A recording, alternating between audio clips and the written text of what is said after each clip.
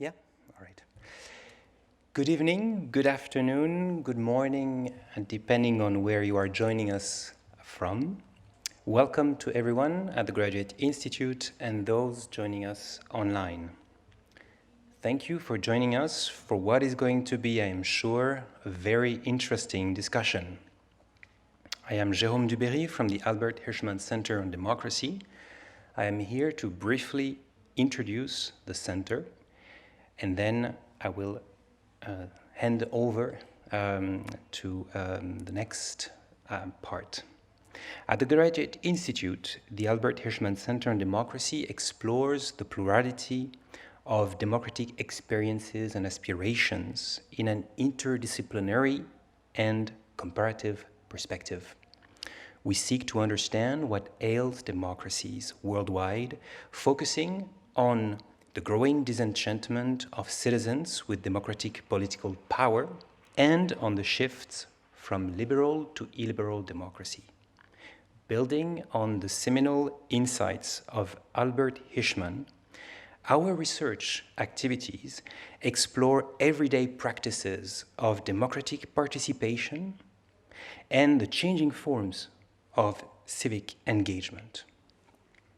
We are interested in understanding the changing nature of public protests, whether in the streets or on the internet, the increasing use of law to render governments accountable, and the form and relevance of individual democratic participation. Our research is organized along three main themes: democratic practices, mobilization and accountability, transformation of work, inequalities and solidarities, and the last one, particularly relevant for tonight, democracy, media and knowledge production in the digital age. We organize public events, lectures, workshops, but you can also find us online, in particular on YouTube and Twitter. And we also host a podcast where we introduce and present our latest research. I would like to conclude with a quote from Chancellor Angela Merkel on the occasion of her farewell ceremony a couple of days ago. My translation. Our democracy thrives on the ability to engage in critical debate and self-correction. It thrives on the constant balancing of interest and respect for one another. It thrives on solidarity and trust, and also on trust in facts and on the fact that wherever scientific knowledge is denied and conspiracy theories and agitation are spread, opposition must be voiced. Thank you very much for your attention. I think we now have a message from Ambassador Nazat Sharmin Khan, President of the UN Human Rights Council and permanent representative of Fiji. Thank you very much. Dear colleagues, ladies and gentlemen, in the traditional greeting of Fiji, Ula Vinaka, and good day. It is my great pleasure to speak with you all today at this event on ensuring the effective promotion and protection of the right to freedom of opinion and expression in the context of the digital age.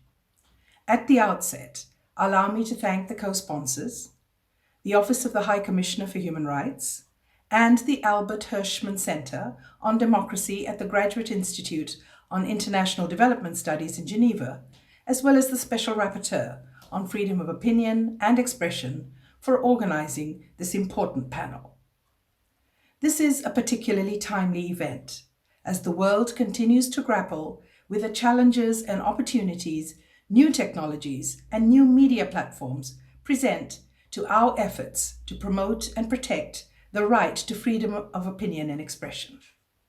As President of the Human Rights Council, I have the honor to inform you that the Council has taken significant action to address contemporary challenges and opportunities in the context of the right to freedom of opinion and expression. Indeed, the Council has adopted 9 resolutions on the subject since 2008, including texts ensuring the continuation of the mandate of the Special Rapporteur. In this connection, I would like to highlight the Special Rapporteur's recent report, which was presented to the Council during its 47th session this July, on disinformation and the challenges and complexities it poses to human rights, democratic institutions, and development processes. In this report, the Special Rapporteur perceptively finds that attempts to combat disinformation by undermining human rights are short-sighted and counterproductive, and that the right to freedom of opinion and expression is not part of the problem, it is the objective and the means for combating disinformation. Dear colleagues, ladies and gentlemen, as I conclude, I encourage us all to heed the Special Rapporteur's finding and work together to ensure that as we tackle the challenges and opportunities the digital age poses to freedom of opinion and expression, we do so in a way that recognizes the importance of promoting and protecting the right to freedom of opinion and expression. I wish you all a fruitful discussion. Vinaka Vakalevu, I thank you.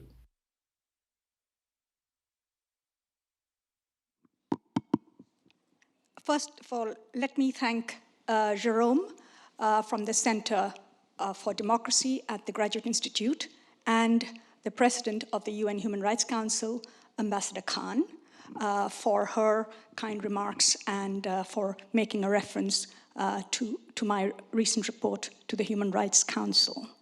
I'm Irene Khan, and I will be facilitating the discussion that is about to start. Let me say that if you see 2 Khans in the room, we are not related. It's quite a common name, rather like Smith or Jones.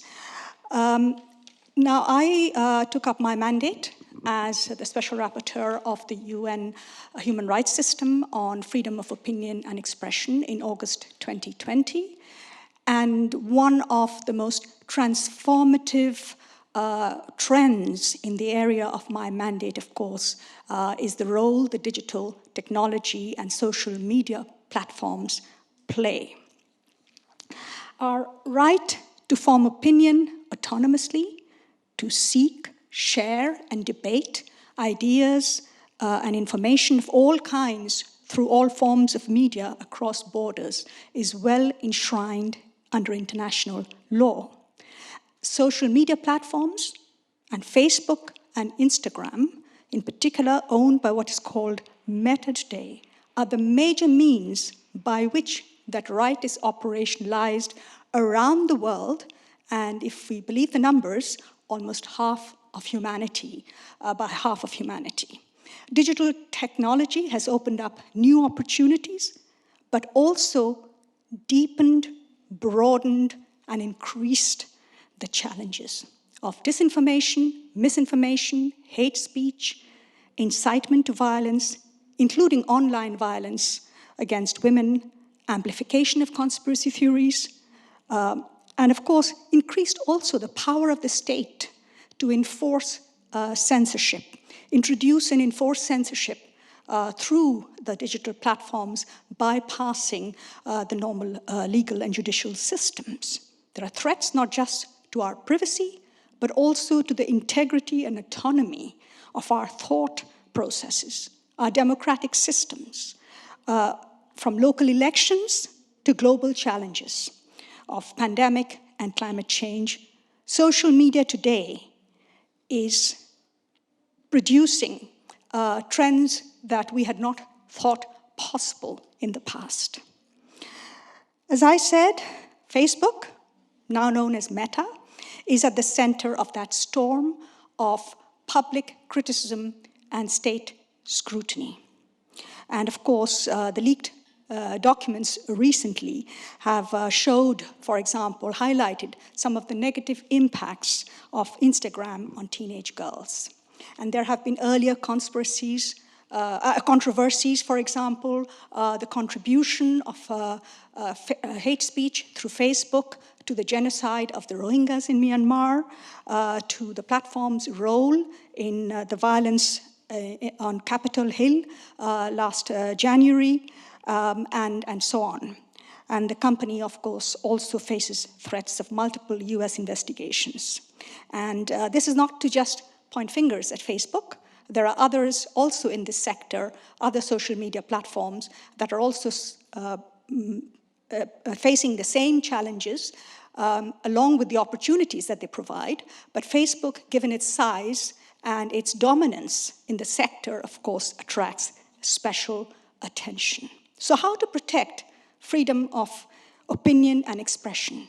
Give people access to diverse and pluralistic information, while also preventing the misuse, the spread of toxic, harmful content.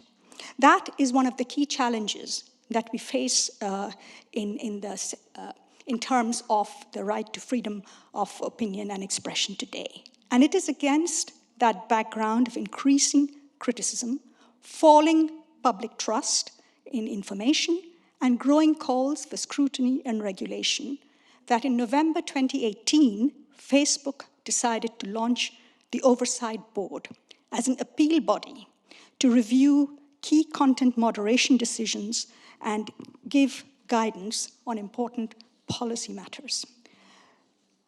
The Facebook Oversight Board plays a quasi-judicial function, the Supreme Court of the metaverse. It includes an illustrious group of board members drawn from all around the world, including a former prime minister, a Nobel Peace Prize winner, a former editor of The Guardian, and a number of well-known, highly respected advocates from the human rights movement.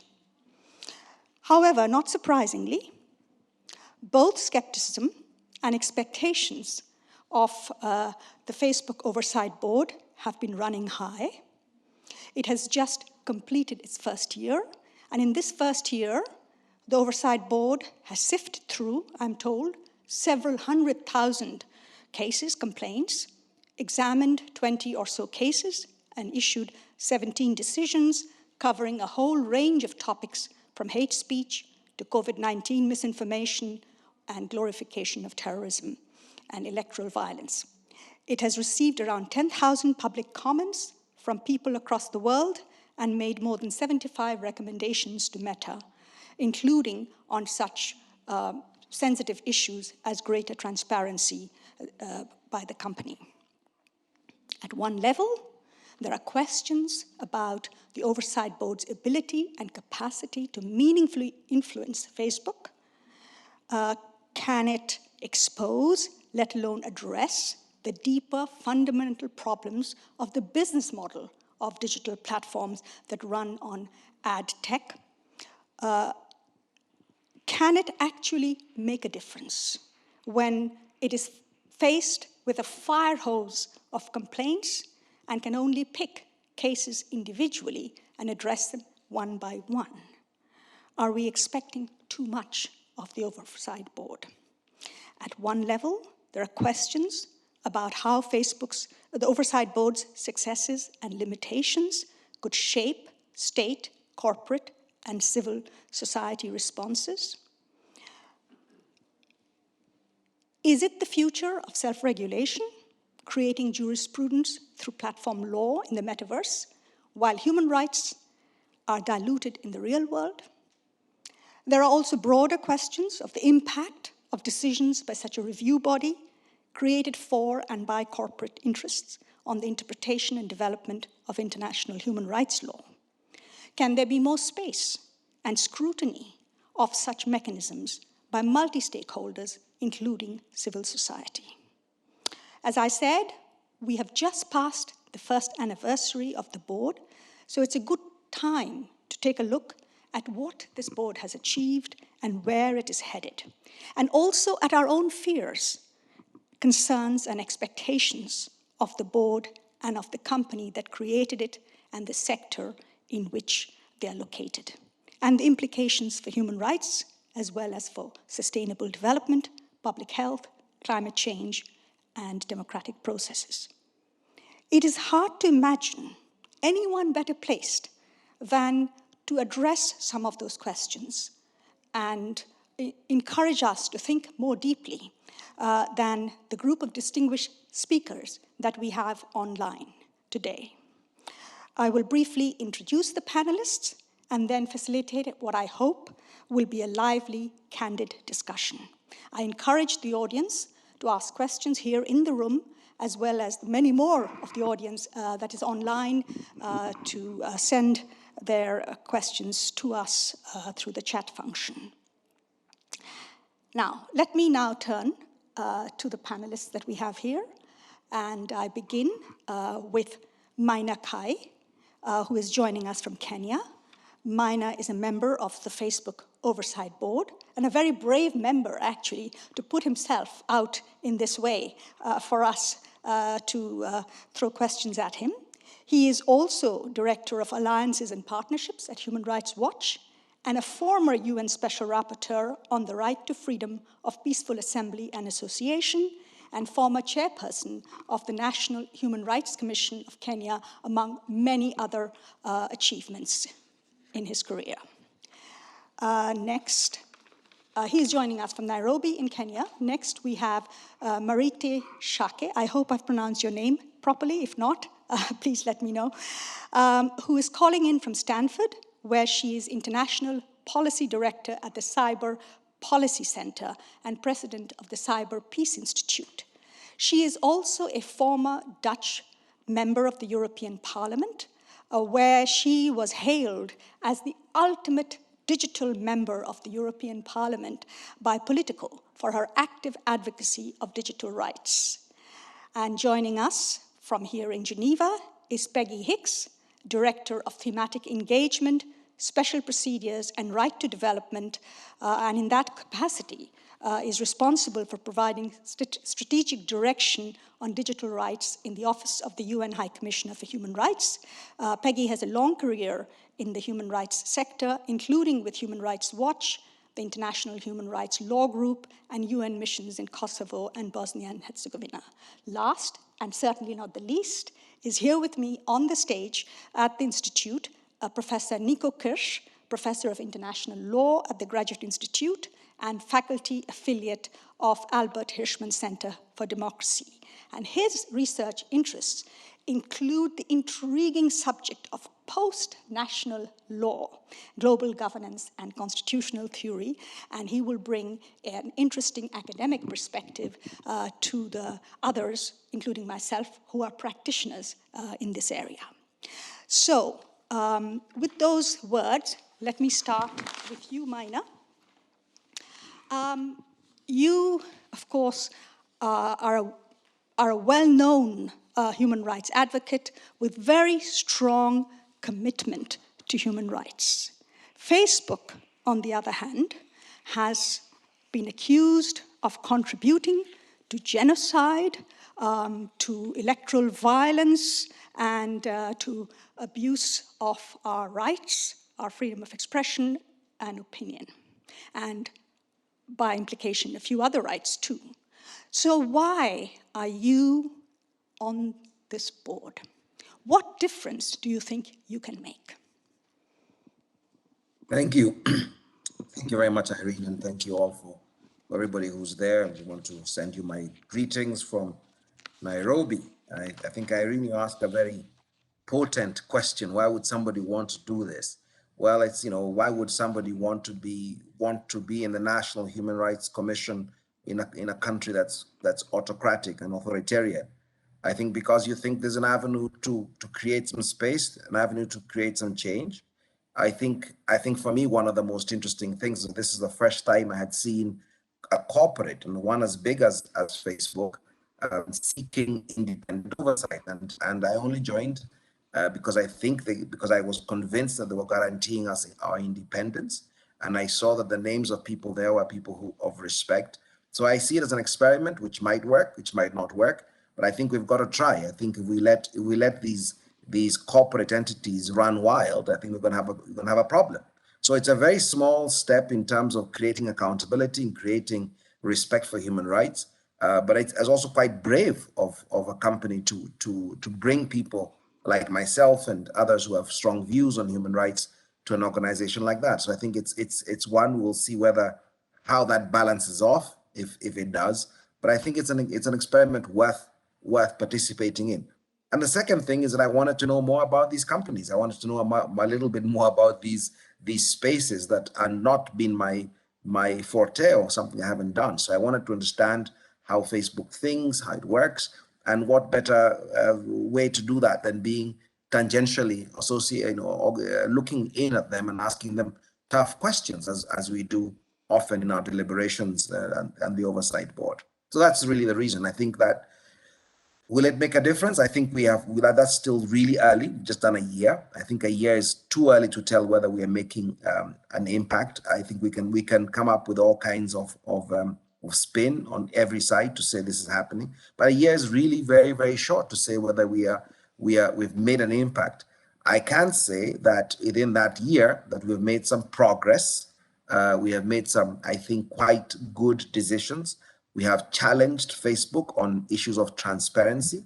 We have tried to speak out, especially for the global south that's quite underrepresented in content moderation issues. We have tried to focus Facebook and the company to be more transparent and give more reasons for what they do, for doing what they do. But clearly, we're dealing with content. And as you said in your presentation, in your opening remarks, Irene, there's a lot of other issues that are not within our mandate and which are concerning. The business model is one, and whether we are the right people to do so or not is a big question.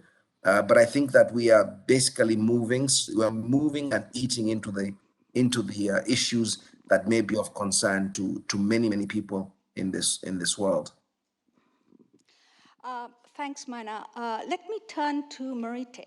You are also one of the founders of the real Facebook Oversight Board, and you have been critical of Facebook quite openly. Can you tell us a little bit about this real Oversight Board and what you think of Mina's response and of the board, actually, rather than Mina's response of the board and its work in the first year? Well, thank you very much. It's a real honor and pleasure to join you for this important discussion. For me, the most urgent need is to hold companies, big tech companies, powerful tech companies, independently to account. And any distraction from that mission, I would say, is unhelpful. And so the emphasis of the real Facebook Oversight Board is to underline that self-organized oversight, even if some may argue it's a step in the right direction, is not actual independent oversight as needed. And so the concern of people like Maria Ressa, who also serves on the real Facebook Oversight Board, and myself, and it's really an informal network, much less organized, let alone funded, compared to the actual Facebook Oversight Board. But the concern really grew leading up to the last US presidential elections, because the Oversight Board that Facebook created and that Mina, who I admire greatly, serves on, was not yet in a position to take cases, even if the concerns about disinformation, about incitement to violence were significant, having learned the lessons from the presidential election in 2016 in the United States, having seen the evolution of manipulating and discouraging people from participating in the elections, particularly minority communities. We thought it's important that there is a spotlight on this company. And unfortunately, I think the events since then have only underlined the urgency thereof. We have seen, as you mentioned, the storming of the US Capitol. We have seen concerns about disinformation around the COVID pandemic, the liberty or well-being of children. There's been human trafficking going on, all kinds of disastrous phenomena that I believe are obviously related to prioritizing business over human rights, but they're also a product of a lack of that actual independent oversight, lack of scrutiny from academics like my colleagues at Stanford. And I think that is a really high price that the world is now paying. And so going forward, I mean, I'm curious and I'm following what the Facebook Oversight Board is accomplishing, and I have no doubt that the individuals on the board are working hard and with the best intentions. But I think there's such an asymmetry of power. There's also only a select remit for the board, which I think is not always clear to everybody. They cannot just look into all aspects of the now name-changed company Meta, which obviously has many different roles, functions, platforms, and so on. So going forward, I hope, and that's why I appreciate this panel so much, that there will be an emphasis on independent insight, independent research and oversight. And it would be helpful to not only, even if I believe it is one of the most important human rights there are, think about the right to freedom of expression. There is also a need to protect people from discrimination. There is also a right to access to information. There's many human rights that are at stake at Facebook, but many other platforms too. I mean, I think it's important to also mention YouTube, that has really gotten away with a lot without the same kind of spotlight that there has been on Facebook recently, but I'm pretty sure their turn will come. But it's important to expand the rights that are at stake here, particularly as we focus on human rights today. And I think, unfortunately, throughout, there's been a sort of overemphasis on the need to protect speech, perhaps a little bit of dogma around the First Amendment that is so prominent in the US, but that doesn't protect people elsewhere in the world. And so I see a lot of work that remains to be done, and I hope that the Facebook Oversight Board does not distract from that urgent agenda. I'll leave it there for now. Thank you. Thanks, Marite. I think you've given us a lot of food for thought. And so let me quickly get back to Mina. Mina, Marite raises this issue of independent oversight. How independent are you as a board? And can you, for example, Marita talked about the electoral violence in the US, the 6th of January incident, and how Facebook actually reacted to rising incitement in the lead up to the election and after the election in the US. You did, as a board, deal with the issue of former President Trump's suspension of his account, indefinite suspension. Do you think the board was actually able to deal with that problem? And my second question related to that to you, Mina, will be, you are now sitting in Kenya where there's an election coming up.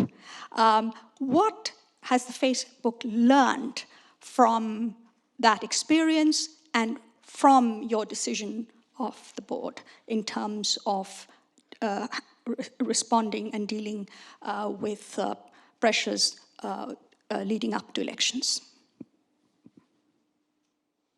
Well, thanks again, and thank you, Marita, for that one wonderful expression, the statement you gave. I could not disagree much with you, actually, on what you said.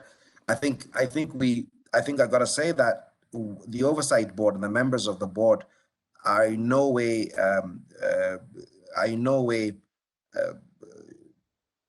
deluded that the formation of the board will solve all the problems that are there in the world. I think we understand it's a very small bit of the problem that we're trying to tackle, and that others have to do a lot more work too, that civil society has to be engaged, academia has to be engaged, human rights people have to be engaged. And you're absolutely right, it's not just about expression, it's also about other rights that are affected within these platforms. But that said, when we come back to the case of Mr. Trump that we dealt with, I think was this year. It was this year. Gosh, I think the decision that was taken was the right one in terms of referring it back to Facebook to apply its own rules that were existing and let them handle that.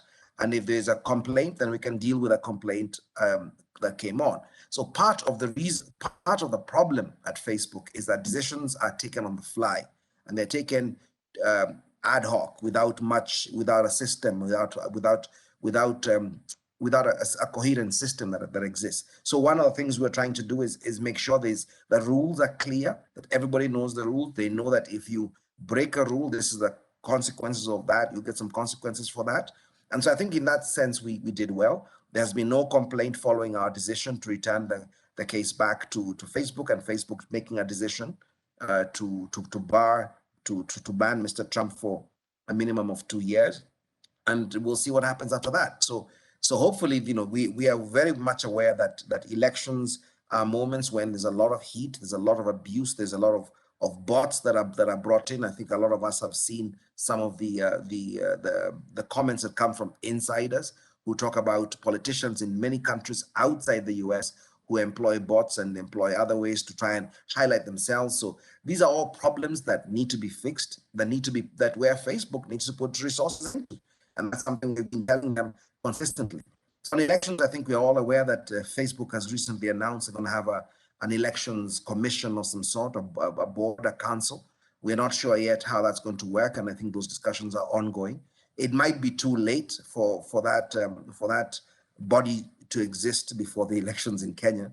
But I think that one of the things we have to do is work with people in the global south, especially, to let them be aware that this oversight board exists. Bring up cases, bring up instances. Let's see how fast we can work. Let's see how well we can do. As you know, we are only 20. We are going to be hopefully expanding to 40 to be able to take up more cases as it goes. But it's an issue that is of concern to us. And as you all know, the formation of the oversight board came on after the Myanmar, the killings and the killings in Myanmar and all the effects that happened there. So there are things where we are clear that Facebook has a lot of work to do, and I'm not running away from that at all. So it's a small bit of the pie, and we'll see where it goes. Do you have any means, Mina? Does the board have any means to monitor whether the decisions are actually having an impact on content moderation policies of Facebook?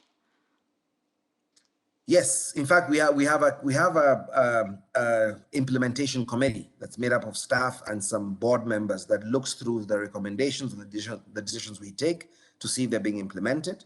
We have many things that come back after we have raised them. We made a decision, a very similar issue comes up again. We try and raise that with Facebook, because part of the agreement that we have is that the decisions we take were going to be implemented across the board, so we don't have to bring them on. So we take cases that we think are representative and that can have impact, that can be implemented across the board, across the platform. So in that sense, yes, we have to be able to follow up with the company to make sure that they are implementing, that they are being transparent.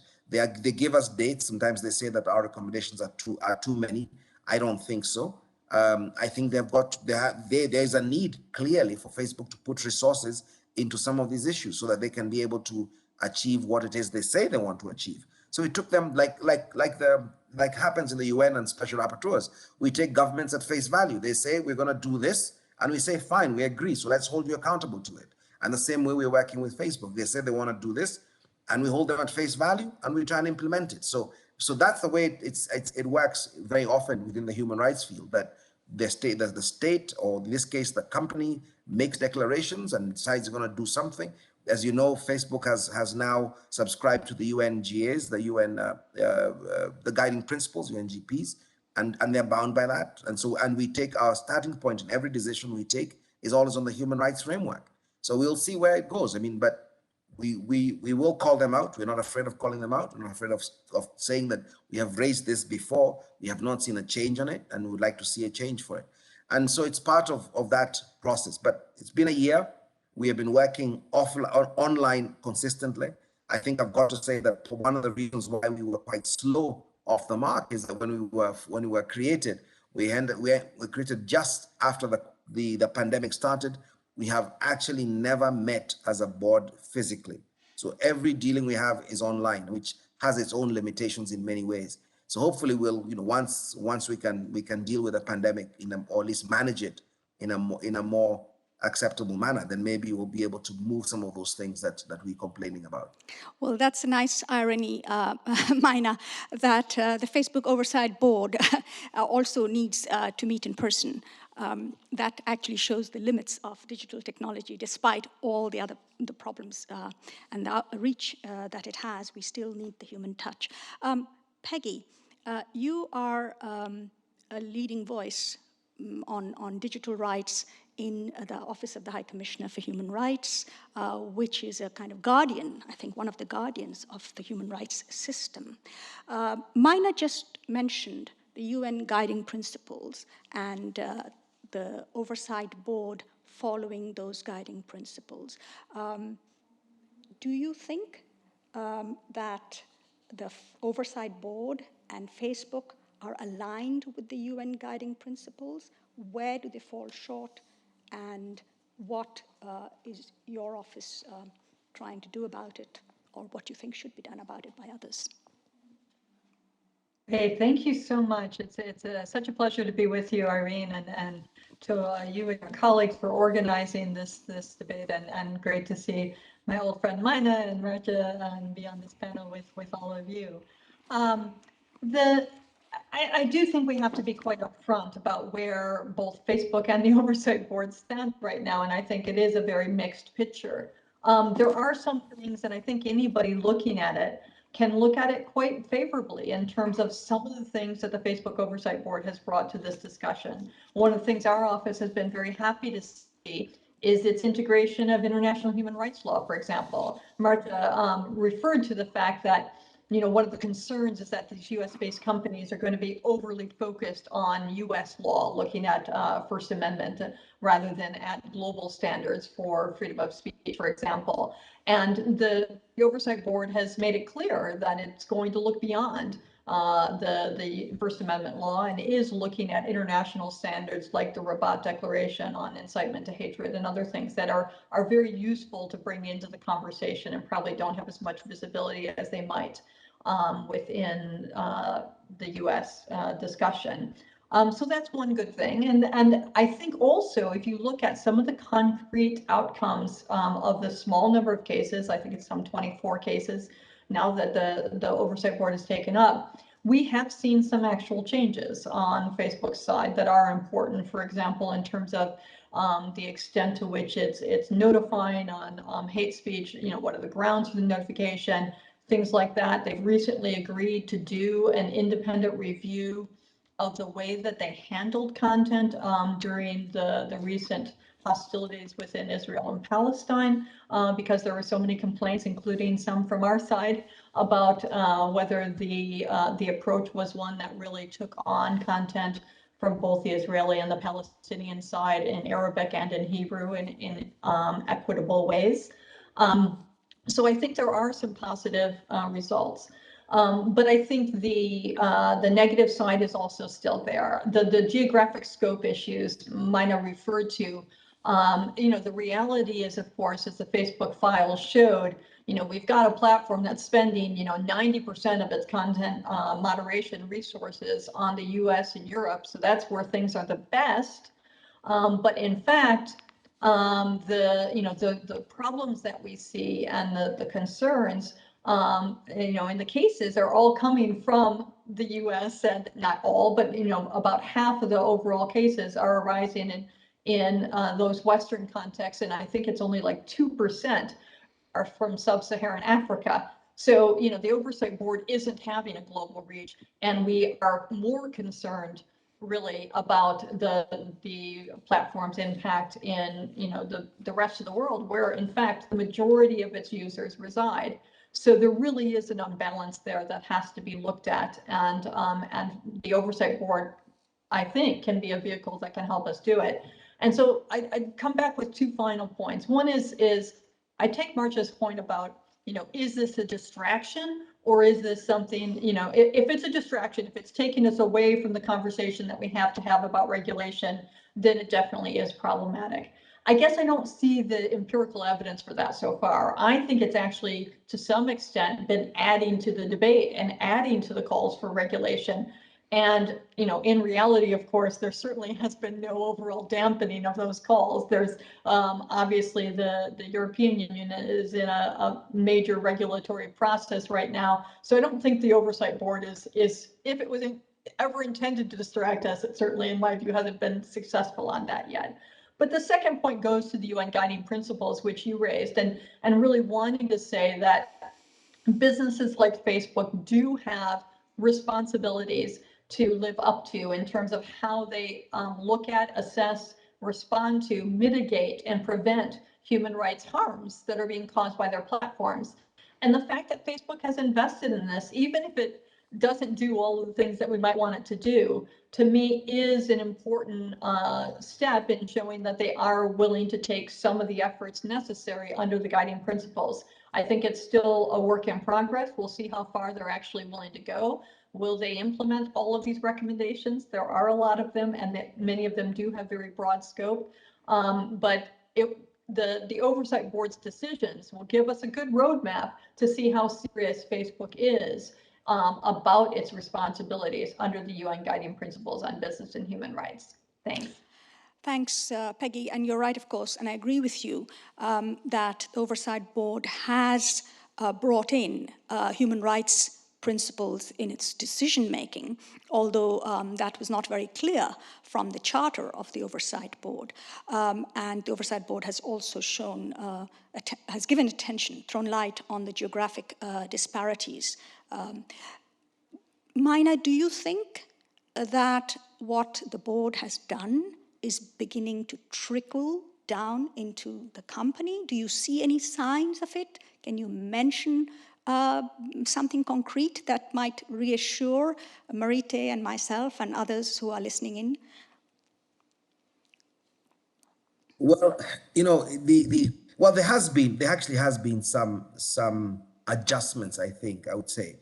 One, for example, they have definitely increased the number of Amharic and Tigrinya speakers who can do content moderation because of the conflict going on in Ethiopia right now, and also because of the use of Facebook in the country during the conflict that's happening. So you see that kind of move. They have agreed, Facebook has agreed to increase the number of Punjabi. Is it Punjabi? Let me just check my notes there, please. Give me a minute. They've agreed to increase the number of moderators to deal with what is it? Give me a minute. It's I think it's the Pakistani, the Bengali speakers, because that's been very underrepresented and under moderated, because that's going on. And then the other part, so I can't remember exactly the country, but there's that move to increase the number of different language speakers as opposed to English and French. That is the biggest number of them. And the third thing is that the Facebook itself has asked us to look at its cross-checking policy and how some people have been able to get away with their posting because they're cross-checked, and they have also admitted to us, by the way, that they misinformed us. They were less than honest with us, and they were less than transparent in some of the questions we have asked them. So you're seeing a bit more of it now. My understanding, Irene, is that look, this is a huge company, and I am getting the sense that it could be better organized, it could be better managed and run, and that sometimes the left hand doesn't know what the right hand is doing. Nevertheless, they have taken on a role, whether it's by choice or by design, that affects billions of people. And so they have to up their game in to make sure that they have better systems, better policies, better structures that can take care of all these issues that are there. The fact that they're trying, and they do listen to the Oversight Board, I've got to say. They take the board seriously. But they have to figure out whether this is where they want to go. Do they want to become respected by the world, or they just want to make money, and that's it? So that is their issue rather than ours as the Oversight Board. Ours is to look at what's there. We try and push the envelope as much as we can, because I think that's important. We are very much aware that we don't have the mandate to resolve all the issues that are going on at Facebook. And for example, and there's no reason, by the way, for us, and I am a very strong supporter of some form of regulation that's done at an international, global level around all these platforms. I think that's important. The fact that you have an internal mechanism doesn't take away the fact that the reason to have an external mechanism. It's like having an internal auditor and external auditors coming in and checking your work. the two can go hand in hand. So, so you will have support for some form of regulation that makes sense because of the vastness and the power of these platforms. And because when I look at this company, I look at it from a power dynamic as opposed to being anything else. It's a huge, powerful company. How do we hold it to account? That's the most important thing. And this little space has been opened up, which we're trying to utilize as best as we can. Hopefully expand it. If we do well, we'll expand it and be a model for others to take up and see, even if it's adjusted, for others to take up. So there are many things, and I think we've been pushing the company to focus a lot on the global south and issues around the global south, and that's a constant that will continue for as long as we're existing, as long as many of us are on the board. Thank you. Nico, I'm going to turn to you now. Maina, Marite, Peggy, and I, we are all practitioners, so we've been looking at the real impact of the board and other measures on Facebook's practices and content moderation policies. As an academic, what do you think is happening here? The creation of the Oversight Board. What do you see the impact on human rights, the impact on the international legal system of something that is beyond the way we understand in which the ways in which jurisprudence is normally made through state institutions?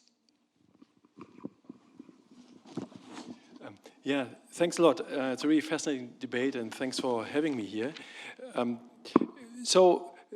of looking at it from a more scholarly perspective, obviously it's tremendously interesting to see how a new institution like the Oversight Board sort of comes into the game and, of course, kind of reshapes the game to some extent, right?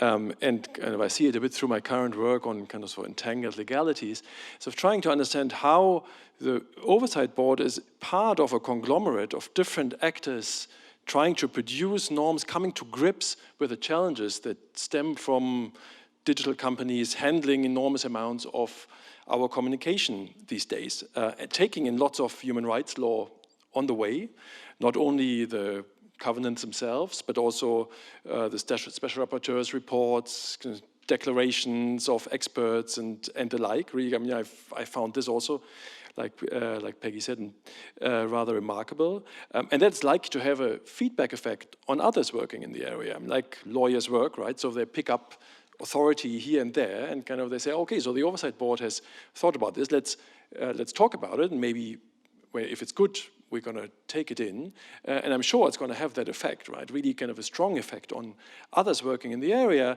not necessarily as a definitive statement, but as a starting point for debate and kind of pushing the debate further in terms of jurisprudence. How should we think about what principles apply to the censorship, kind of social media companies and the way that they deal with the way we communicate. And so I think the Oversight Board kind of gets a part of that and can say something in a way that maybe a constitutional court might do. Kind of people have talked about it as a Supreme Court of Facebook, but of course that means there are lots of areas in which it doesn't do so much or cannot say so much. It cannot go into all those many cases, kind of thousands of cases a day that are appealed to it, but of which it can only pick kind of a handful every month or so. So that's of course kind of a serious limitation. It cannot do many things on kind of some of the bigger issues. We've talked about the business model to some extent.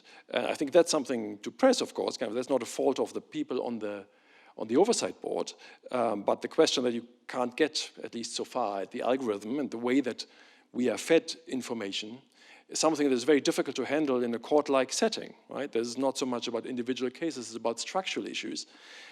So these kind of broader structural elements, of course, is something that probably we need other procedures, other institutional mechanisms to deal with.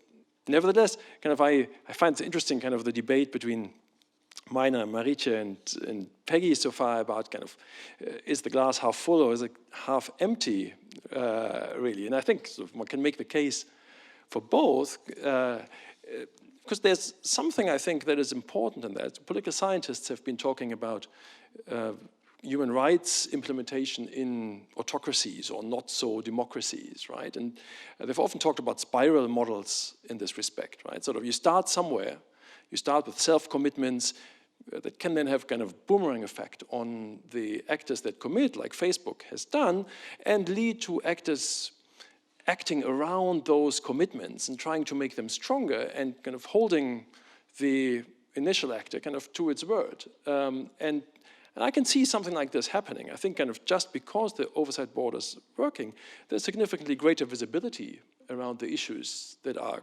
concerned, and also about the limitations. So in a sense, kind of we've gained a foothold into thematizing the problems. And that's at least kind of, I think, a positive step. So in a sense, maybe I'm more on the glass half full side on this, but I can very much see kind of Marietje's points about kind of where it is still empty and what really serious limitations there are.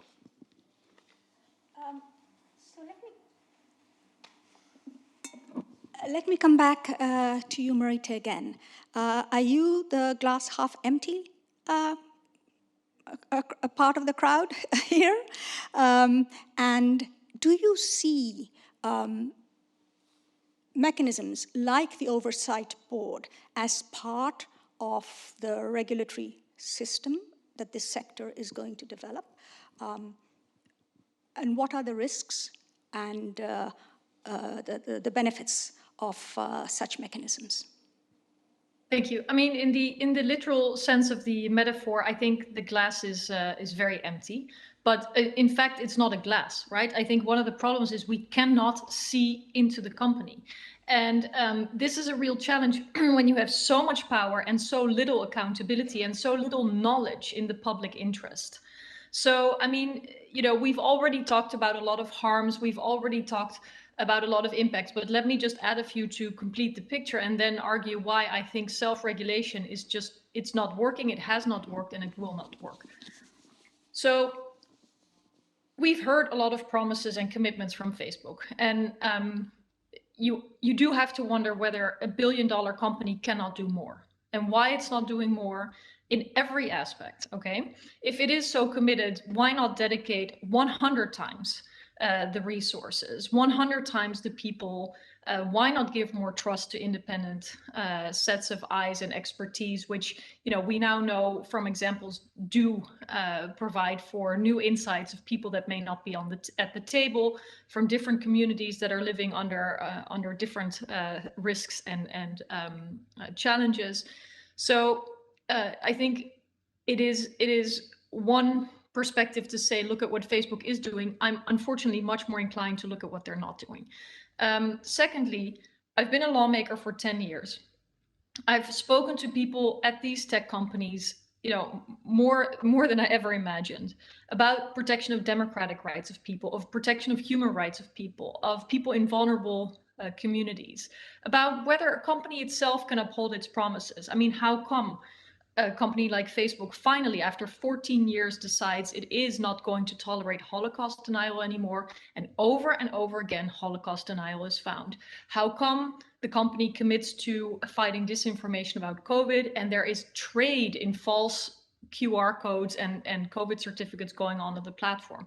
Human trafficking going on the platforms, drugs and other kinds of illicit goods going on the platform. I mean, even in a long conversation that we're having today, we can only scratch the surface in terms of all the many things that are going on, and that, you know, I think nobody expects that the Oversight Board, even if they were to work night and day, can solve. So we need to look at what the leadership of the company, you know, the corporation is doing, and I would say it's not doing enough. And so many promises about what the company was going to do and how it was going to do it have been broken. So many genuine alarms that have been shared with the company from minority populations, from women, from the least empowered in this globe have been brushed aside. So in my opinion, the window for self-regulation has closed. It is just not rendered enough success. Plus, and I come back to the fundamentals of this question, I think with great power should come great oversight. And even if, which I'm not, but even if I was convinced that Facebook was the best intended company in the world, I would still think that it needed independent oversight. You know, I may trust the company that builds the car that I drive in. I'm so happy that somebody's verifying whether the seatbelts are actually safe, whether the CO2 emissions are not lied about. you know, whether there are some kind of speed limits on the car so that I may not accidentally, you know, go somewhere where I'm not supposed to. Cars operate in the context of traffic rules, of environmental rules, of checks and balances on their function. Why? Because they're powerful vehicles, right? And so I think we've simply hit a point where there's a need for catching up. And where it's not so much about whether we like the people in one company or not, whether we even trust them. I think it is only fair also from a policy point of view to have a sort of benchmark that applies to everyone, to companies that mean well, to companies that don't mean well. You know, companies that do decide to have some kind of self-organized oversight mechanism, and to companies that don't. So I look at this much more from the starting point of rule of law principles, democratic principles, the mechanisms of protecting human rights. And I think for them to be credible and effective, they must be independent. Thank you, Marika. As you know, in my report on disinformation, I actually called for smart regulation, not self-regulation. Let me turn to Peggy. Since you are working in the multilateral system, the one important stakeholder we haven't mentioned much is, of course, the duty bearer of human rights, and that tends to be primarily states. What role do states play here? And I go back to the time when the UN Guiding Principles on Business and Human Rights were created or drafted about a decade ago, where there was a big tussle between civil society that wanted binding rules, as binding as possible, and states that were not willing to, and companies, lobbying states that were not willing to go beyond voluntary principles. These principles are voluntary principles. How effective are they? And do you think more can be done to hold companies powerful, especially when companies are so powerful that they have almost half of humanity as their clientele? Okay, thanks so much. And I actually think there's much less disagreement amongst us than it might sound like, because I think we're talking about two different glasses in a way. One glass is the Facebook Oversight Board and how is it doing? And the argument I think I've made is that it may actually help push us on the other glass, which is how's Facebook doing? How's Meta doing? And how successful is it in addressing the many, as Marja has very eloquently said, challenges it faces and the problems that exist on the platform. I think we can all agree that that glass is nowhere near half full at this stage, and that much more needs to be done. The question was whether or not the Oversight Board is helping us to get there, or potentially, moving us away from it. But if we go to your question, Irene, which is about, do we need governments to be engaged in a different and more way? Do we take up Marja's point that we can't leave it to the companies? We need governments to play a different and greater role. I think there is a lot of agreement that absolutely needs to happen.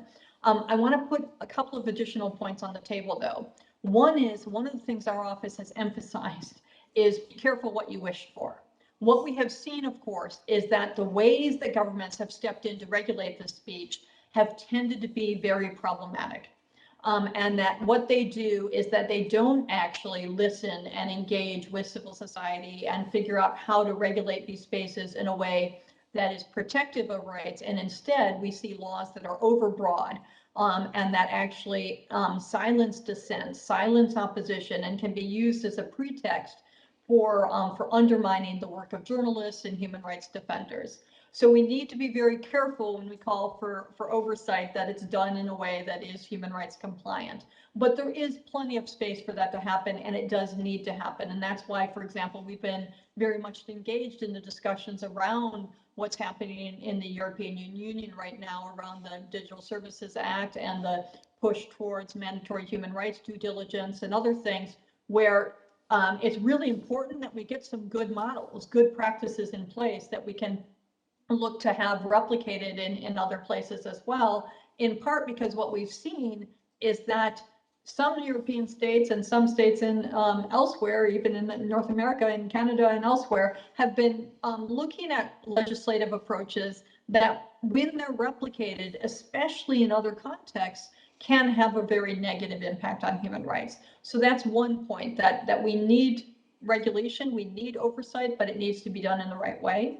And then secondly, to your question about how that fits with the guiding principles, one of the things, we have a project in our office we call the BTEC project that is looking at specifically how the guiding principles apply to the tech sector. You know, there's some who see sort of a tech exceptionalism and say, no, this is a totally new thing, digital technology. You know, it can't, these principles are too old, they're not going to work in this context. We actually think they have a lot of relevance, but in part because they don't just focus on the companies, they actually talk as well about what government's responsibility is to make companies live up to their own responsibilities. So one of the things that's very clear, and one of the things that the Facebook Oversight Board has said, is that we need a lot more transparency and a lot more accountability on the part of companies. And that's exactly the type of thing we'd like to see governments do more, and which we believe governments have an obligation to do under the guiding principles,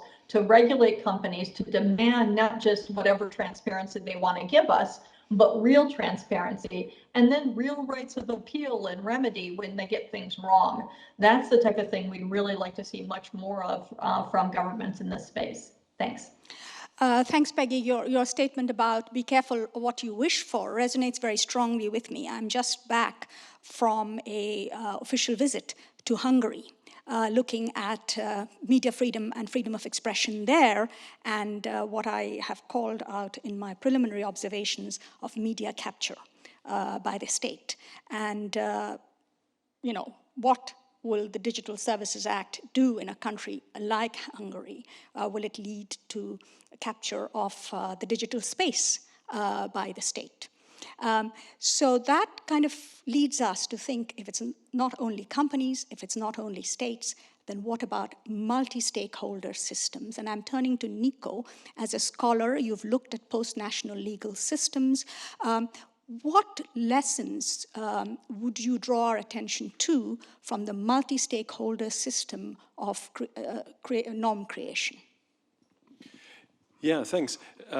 Obviously, I mean, I think multi-stakeholder models are very much in vogue. I think in Geneva, maybe particularly so. But they have certain advantages, obviously, and they can lead into the direction of independence that Marietje has sketched, in the sense that they might not be as vulnerable to the influence or the pernicious influence of some states, kind of as some state-led bodies might, and actually directly involve civil society actors and businesses. At the same time, of course, we also know that multi-stakeholder bodies can just as well be captured by industry, right? So the question is very much in the design of those bodies, right? You don't want this to be yet another exercise by which big companies co-opt some friendly other stakeholders, right? So the question then is kind of how... You sound almost like what some people would describe the Oversight Board to be. Well, of course. I mean, I think any institution has that same problem, right? I mean, so we never escape that problem. We always have to look into the design of the body. We can never be sure that the institution is going to work in and of itself well, right? So we have to think of kind of who makes it, who appoints the persons on the board. And obviously there's, in multi-stakeholder context, there's a serious problem of representation, right? So that we tend to think we can solve when we have states involved, but we also know that this has serious limitations. But we don't know really kind of which civil society actors can speak for the whole community, and for which community, which businesses ought to sit on there and speak for the whole sector, right? So I think there are various design problems to be solved. Nevertheless, I mean, I think that's a way, it can actually a very fruitful way forward that can avoid some of the pitfalls that we might otherwise face, right? And indeed kind of move towards a broader and more independent control, also beyond those companies that are willing to establish self-regulation. I mean, I always share Marietje's concerns about self-regulation very much. And obviously we're talking about Facebook and how Facebook is doing, but there are all kinds of other companies in the sectors who are far away from what Facebook would want to be doing or Meta would want to be doing. And one of the main challenges, I think, is to capture these as well, right? So in a sense, to get them into a dynamic in which they have to submit, or are subjected by some powerful actors like the EU or so to certain forms of regulation that they cannot simply escape by saying, we come from a different jurisdiction and here everything is more lenient, right? So in a sense, there's an interplay necessary between forms of independent review that we might establish along the lines of a stakeholder model, and obviously political and legal pressure that comes from actors that can actually hold companies to account and force them onto a path in which they would accept a more independent form of review. Thank you. I'm going to ask my colleagues whether they are getting a flow of questions on the chat, but while that happens, perhaps I can turn to you, Marika, and ask what is your advice about multi-stakeholderism in this sector as a means of regulation? Well, I think with any process of intervening, whether it is looking to governments or to other kinds of assemblies of people, multilateral, multi-stakeholder, it very much depends on legitimacy. It depends on the values with which governance happens. And I think our discussion about internet governance or tech regulation would really benefit from being a little bit more specific about which governments are supposed to do. I find that quite often there's an umbrella over governments, even though we know that, let's take the recent example, the Hungarian government is violating democratic rights and principles. So whatever may come out of there, we may anticipate it's not going to contribute to democratic principles and the rule of law and human rights, especially what they're doing with the media, with opposition, with academic freedom. I mean, the list is so long. And oftentimes I find that whichever initiative any government has taken is used as an illustration to show why governments in general cannot do anything well. And I think that that's really also an unfortunate development, because there is greater scrutiny, and in a good, democratic practice, there is more transparency of what governments are doing. So it's easier to critically look at what's going on versus what lack of information we have about what big companies are doing. And frankly, their norm setting and their privatized governance can be equally powerful and, as noted, very problematic. So I think we would all benefit from being a bit more specific about governance to what end. And with regard to the multi-stakeholder model, let me say the following. Democracy is a multi-stakeholder process. And when we look at internet governance and we think about multi-stakeholderism, I find that in the best case, it means that civil society and experts are at the table, which is vital. In the worst case, it means that companies are using the platforms to sort of lobby or push through their interests. And I think we have to appreciate that not every stakeholder is equally representing their communities, is equally powerful, and is equally wealthy. And so there needs to be more consideration of that kind of representation and proportional sort of, voice representation for the multi-stakeholder process to go into sort of the next level, and hopefully also a little bit more focus on actual results, because I think for a long time, the multi-stakeholder process had the process of being all together and speaking as the main result. And unfortunately, we have so many urgent issues now with regard to technology and how there are unintended consequences and needs to rebalance their role in our societies, that results are key. So I'm hopeful that a sort of next phase of the multi-stakeholder process can be a more sophisticated one and also a more impactful one. Thank you, Marika. I have a few questions now from the audience, and I'm going to ask first Mina. Where there are different human rights in conflict or tension, how does the board reconcile them?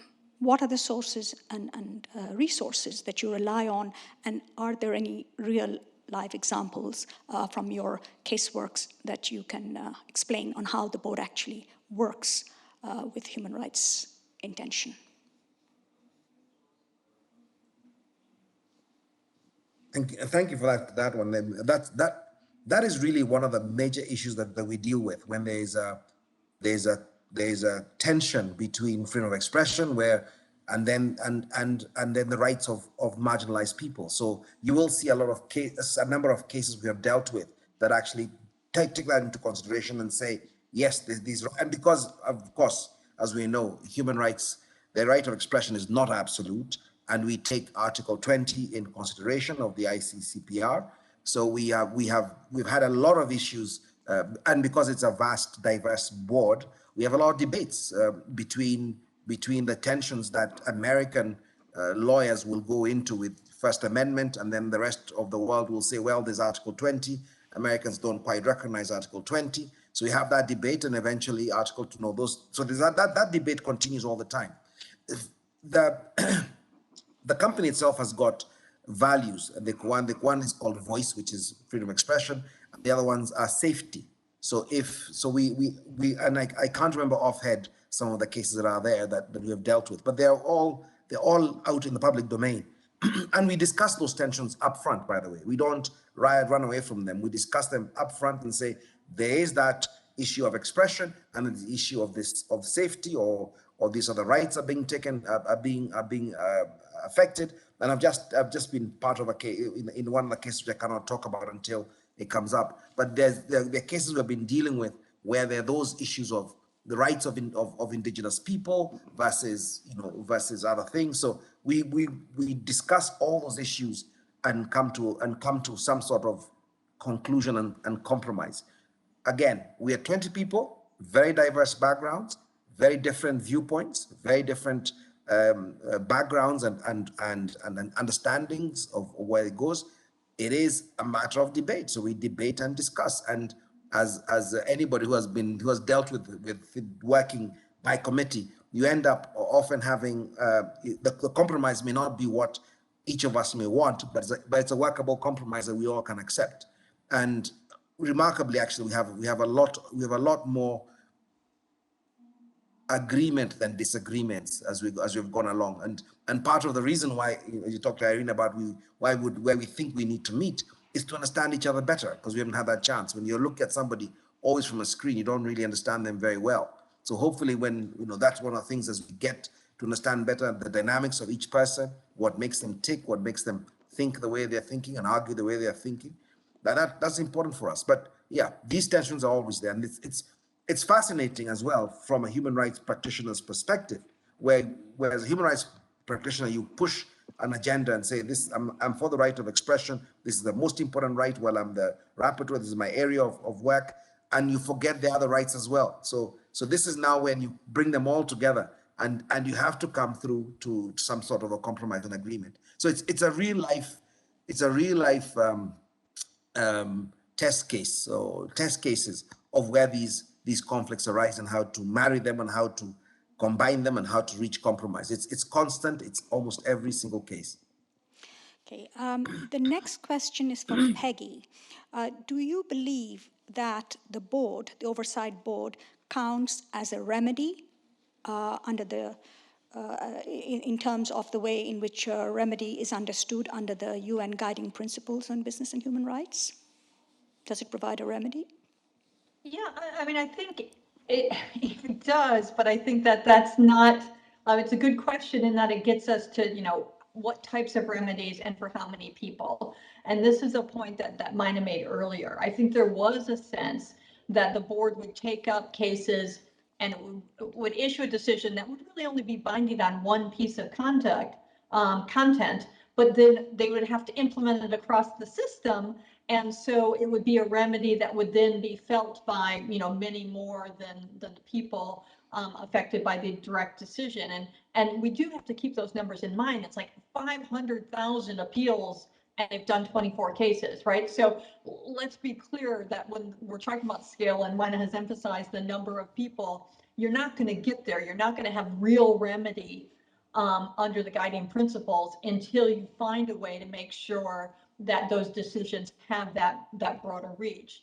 Now, what's happened, of course, is that the Oversight Board has tried to fill that gap. Maybe it's not trying to fill the gap, but it has filled that gap somewhat by its advisory opinions, which have then forced some widening of the application of some of its more narrow factual decisions, and created more of a broader remedy for problems. So people were having all of their conduct taken down for hate speech, but not being notified of why it was taken down, under which provision of the community standards was it being taken down. And Facebook's oversight board pushed for, well, if you're going to take it down, you better tell people why you're taking it down, so that then they have an ability potentially to, to look for a remedy or to protest it in other ways.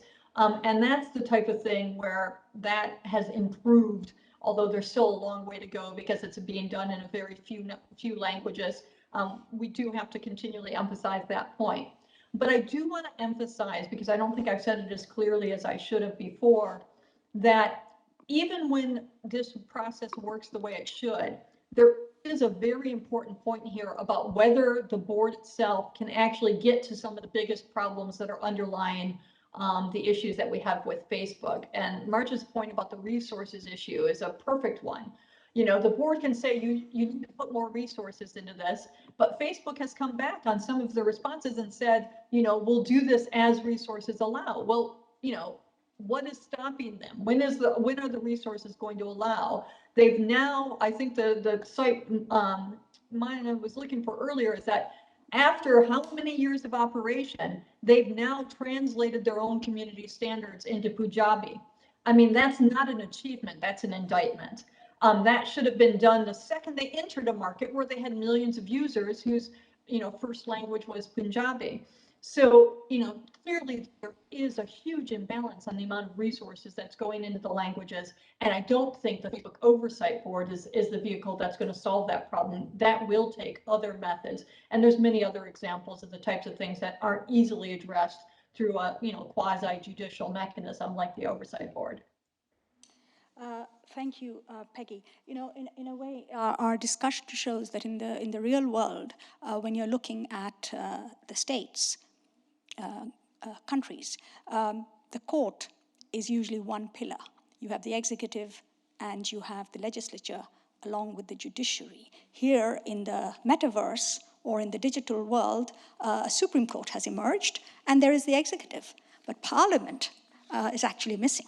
And Parliament is the democratic representation of people, in this context, the representation of users, which kind of brings us back to the earlier discussion we had about multi-stakeholderism and where are the voices of the users in this system.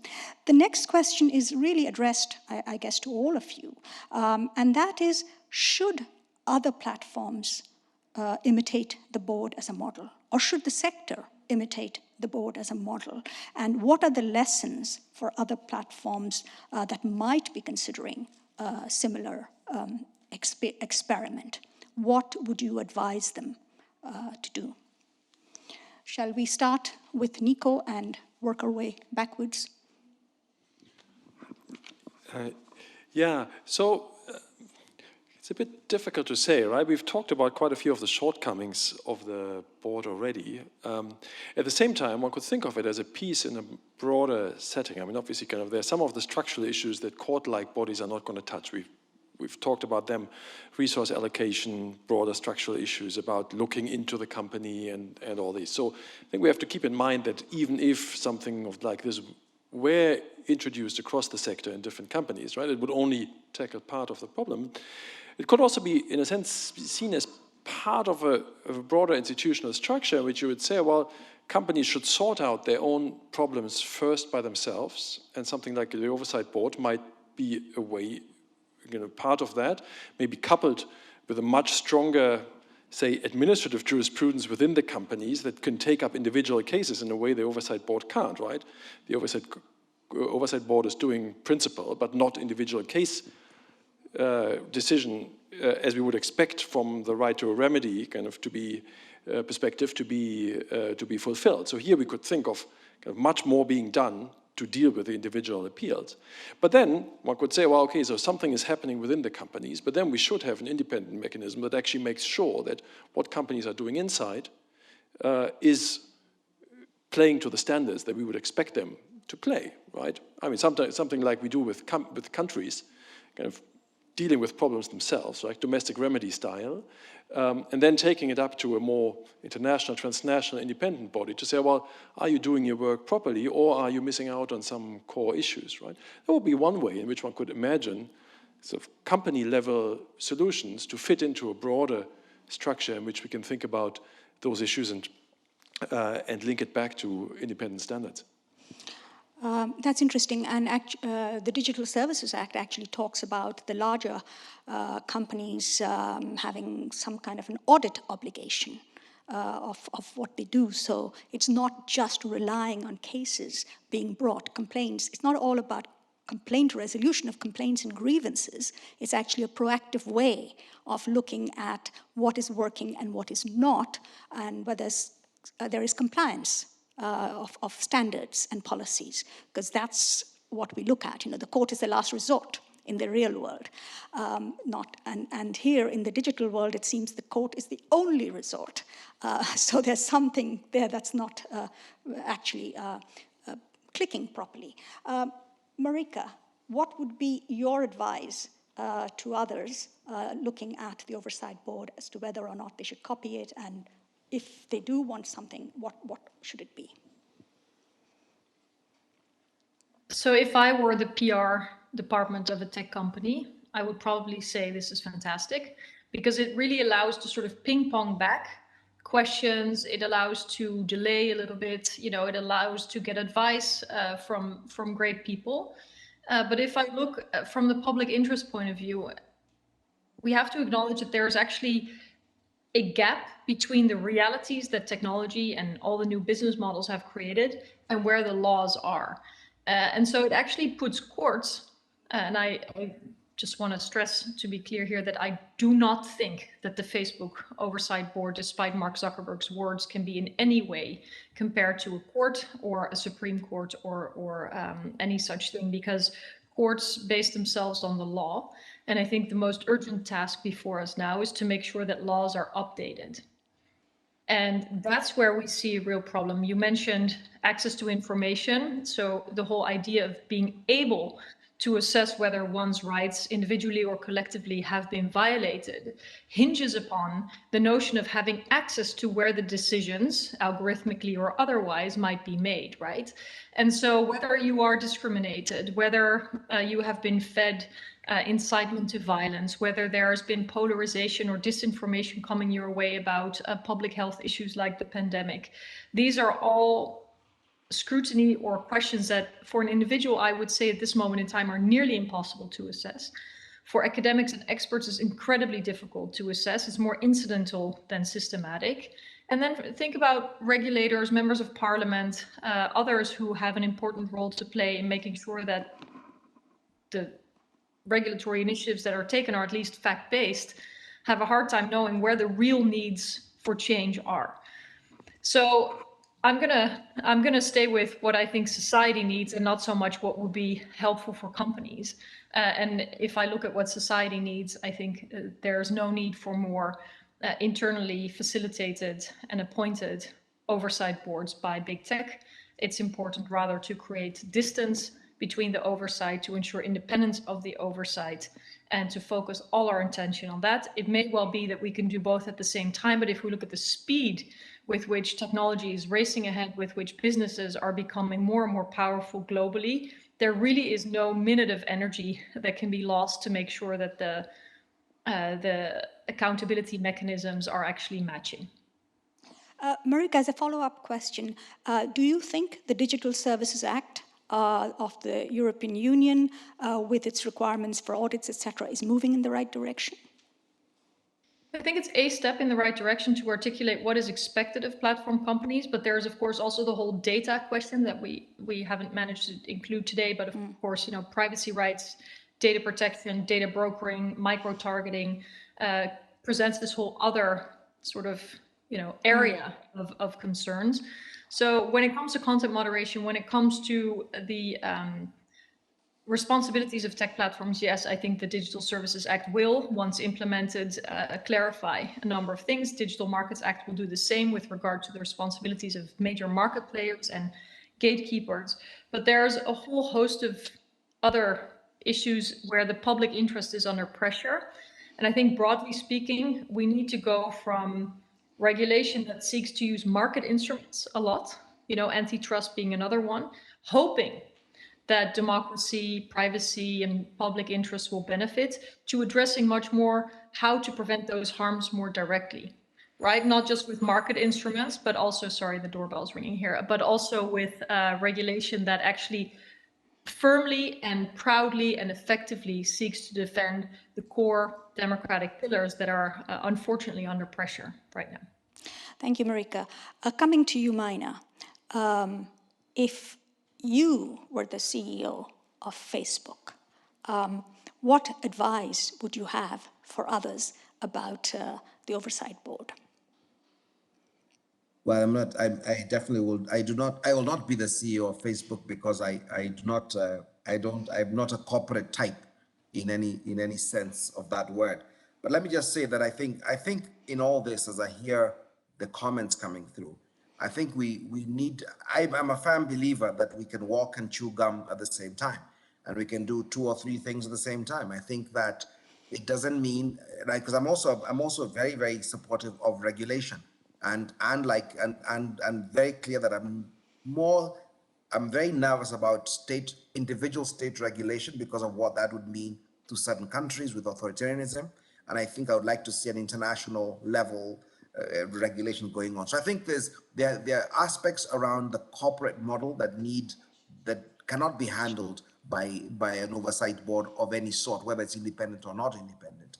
I think that's got to come out from somewhere else that is utterly outside of corporate control, of corporate influence as much as possible. That said, I also want to say that, I was one of the major skeptics when the idea of national human rights institutions started a number of years ago, and people saying this is a way to help governments and what is the mandate. And I think, in fact, it was Human Rights Watch then, about 15 to 20 years ago, released a report about analyzing the human rights institutions in Africa, the national human rights institutions in Africa. One of the biggest surprises was the praise, actually, that came out from Human Rights Watch for the National Human Rights Institution of Togo, where the president had appointed a firm friend of his as the person in charge. There was no structure. It was really all looking like it was a friendly gesture to his friend to chair the National Human Rights Commission. But the work it did was phenomenal. So design, I'm not saying that's a good model for us to take. I think design, to try to say that designing institutions is important. But I've also learned over the years that having the right people is as important. You can have great design and pathetic people, it'll go nowhere. You can have great people, pathetic design, it'll go nowhere. So you've got to find a way to combine both. And I've seen that in real life in many places as we've dealt with the constitutional issues in this country. As Marika will tell you, we have a very good structure for appointing the Independent Electoral Commission in Kenya, but all ends up being very, very partisan. Hacks will come in. So these things happen, and you've got to find a way around that.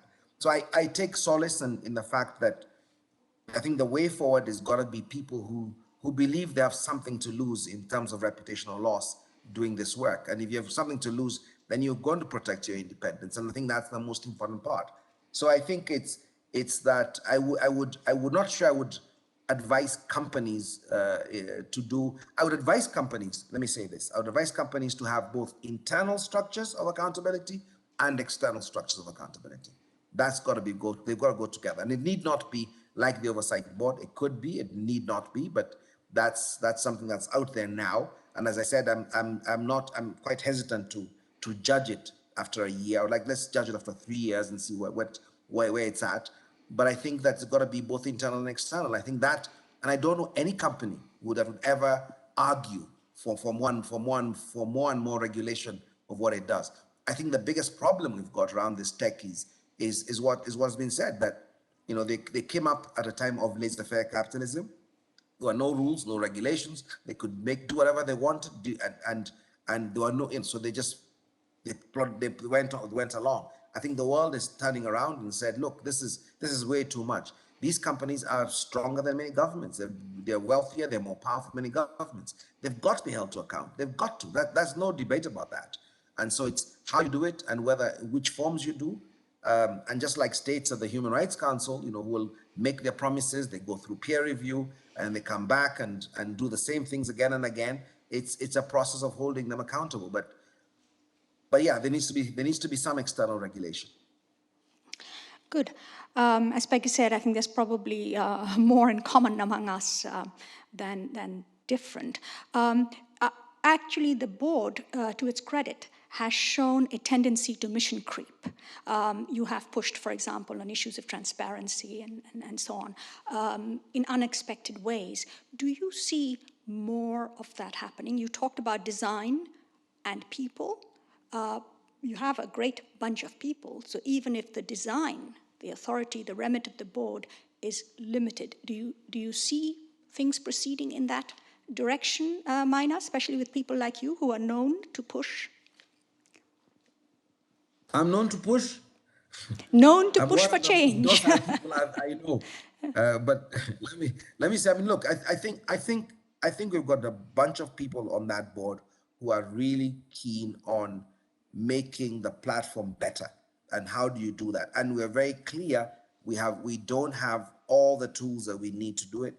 Some of it we have no capacity.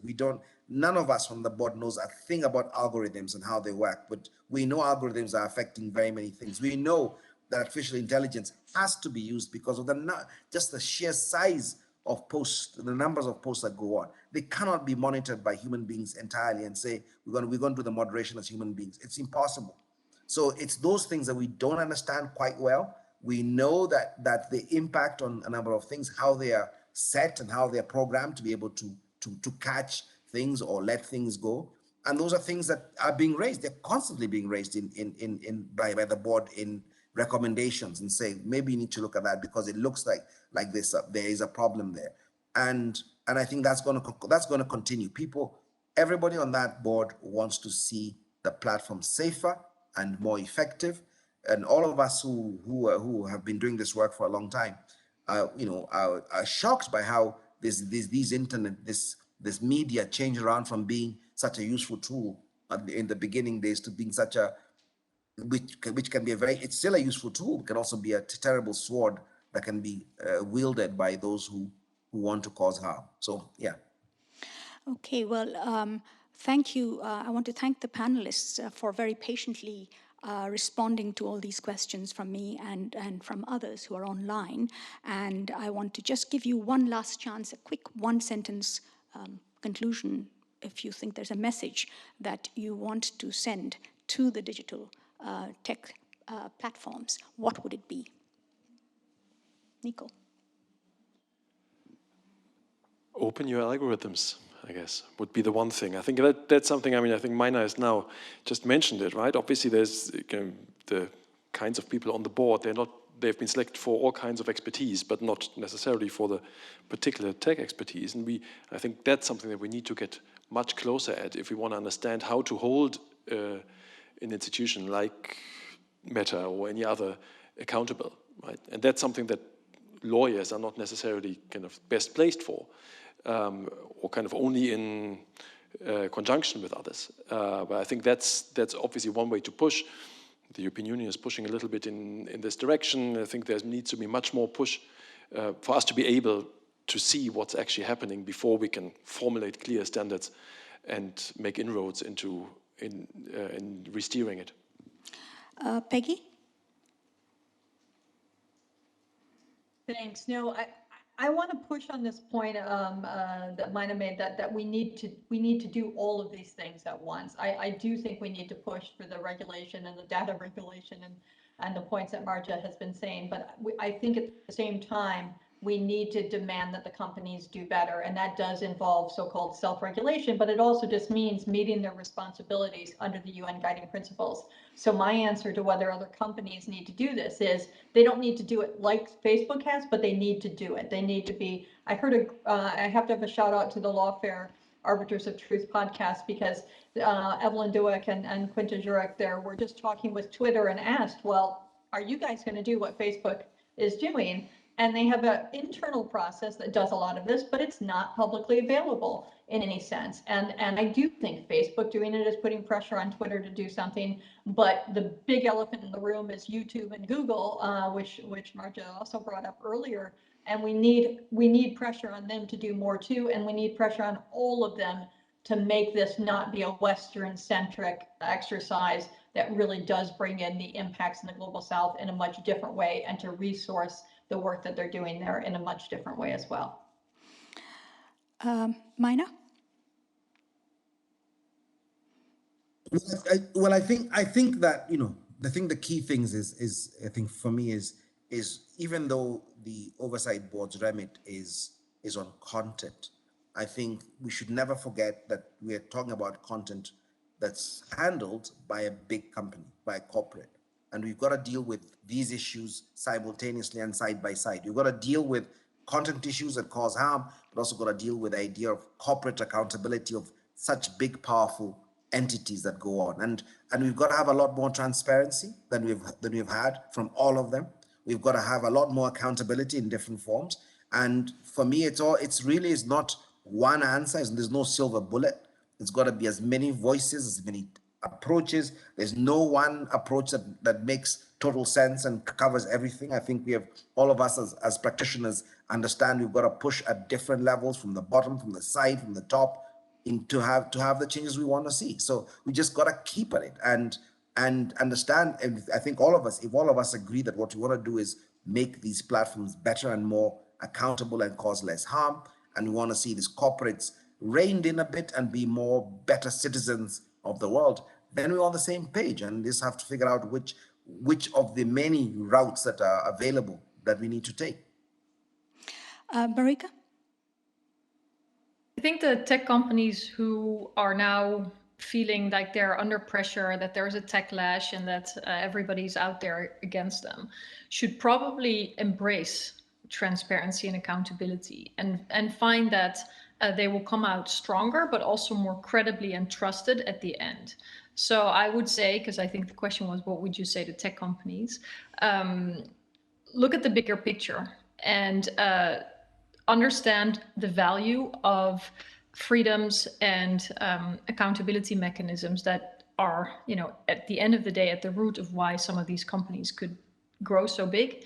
And now it's their moment to give back and to make sure that there is a rebalancing of their power. And at the end of the day, again, I think it will be in their own interest.